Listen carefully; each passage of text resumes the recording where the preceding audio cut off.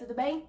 No vídeo de hoje a gente vai ver um pouquinho sobre o conto Venha Ver o Pôr do Sol, que tá nessa obra que tem o mesmo nome, Venha Ver o Pôr do Sol e Outros Contos, da Lígia Fagundes Telles.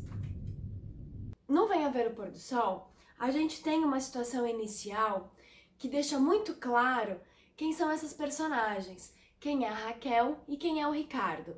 A gente pode perceber que eles provavelmente foram namorados e estão marcando um novo encontro. Um encontro após alguns anos, após o término desse relacionamento. A Raquel reclama com o Ricardo. Ela não queria ter ido até esse lugar. Ela sobe, desce, o táxi não a deixou no lugar adequado. E aí o Ricardo explica pra ela que aquele lugar, na verdade, é um cemitério abandonado. E naquele cemitério estaria a família dele.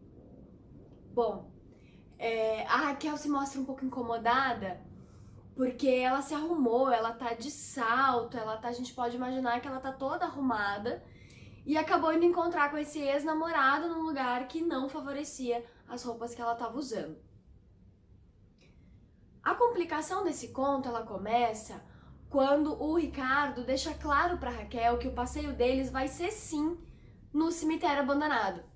A Raquel, ela parece acreditar que de repente eles iam sair dali pra fazer alguma coisa.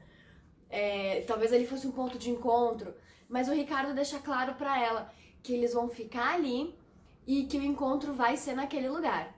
E começa a falar sobre como eles estão agora. E aí a gente começa a perceber algumas coisas com relação ao passado e ao presente dessas personagens.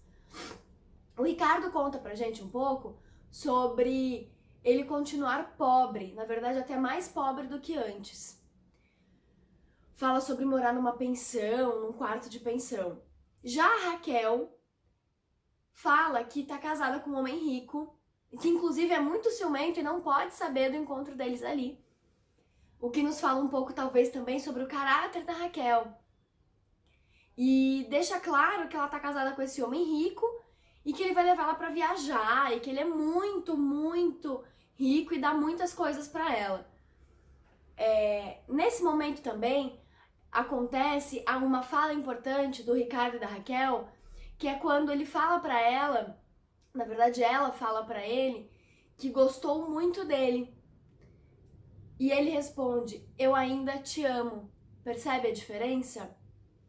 Essa fala do Ricardo, ela vai dar pra gente um indício do motivo dele de trazer a Raquel para esse lugar, para esse cemitério abandonado. Depois disso, o Ricardo passa a convencer a Raquel a entrar em uma das catacumbas.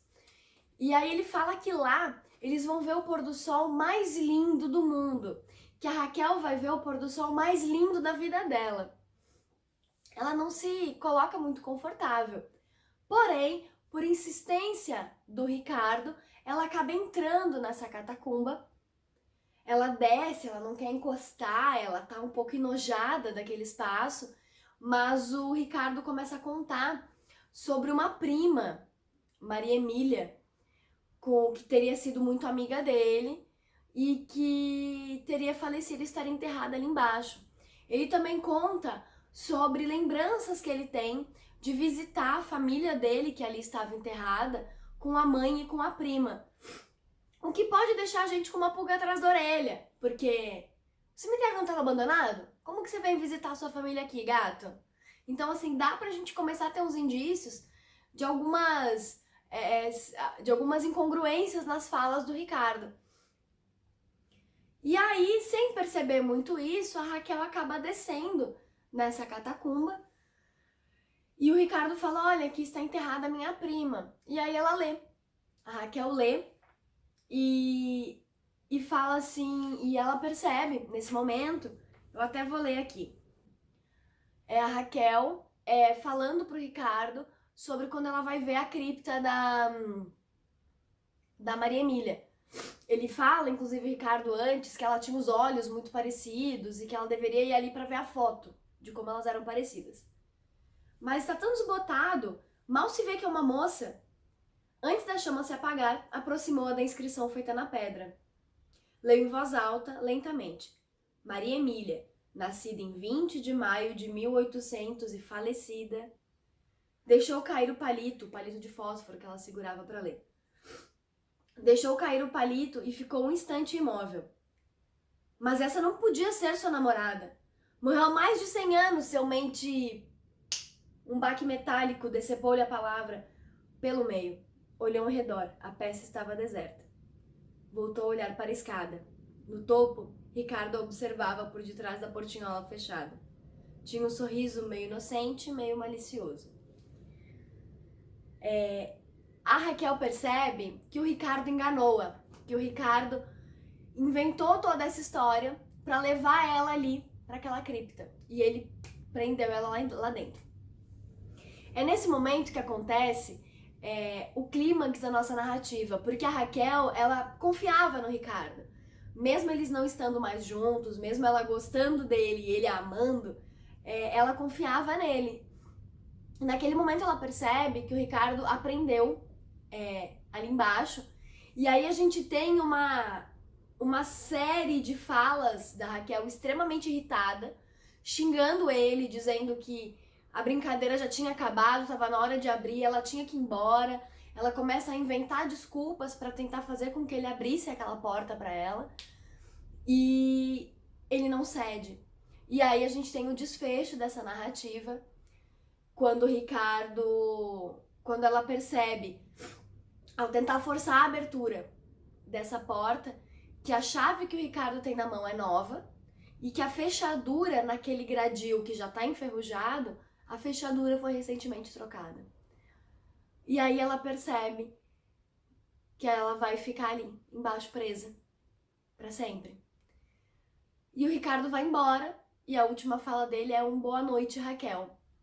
Esse boa noite, Raquel, ele é seguido por uma série de grunhidos animalescos, segundo a Lídia Fagundes Telles, né? São gritos animalescos da Raquel, gritos inumanos. E é muito interessante perceber que nesse desfecho a gente tem uma coisa que, se a gente parar para analisar a nossa sociedade, a maioria dos crimes de ódio que acontecem, eles acontecem porque a gente desumaniza o outro, a gente desumaniza o próximo. E nesse conto, a Raquel termina como algo inumano. Esse conto narra pra gente um caso de um assassinato cometido por ciúmes. Um assassinato cometido por um homem que acredita que uma mulher não possa ser feliz sem ele. Se ela não vai ficar com ele, se a Raquel optou por ficar com outro homem, ela não merece viver. A gente tem um caso claro de feminicídio acontecendo. E esse conto terminando com um grunhido animalesco, ele mostra pra gente que pro Ricardo, a Raquel, apesar de amá-la, ela não era tão humana quanto ele. Ela era menos humana. Ele desumaniza a Raquel para conseguir matá-la. Para mim, essa é a passagem mais forte desse conto. Para mim é muito forte perceber esse final desses grunhidos inumanos da Raquel.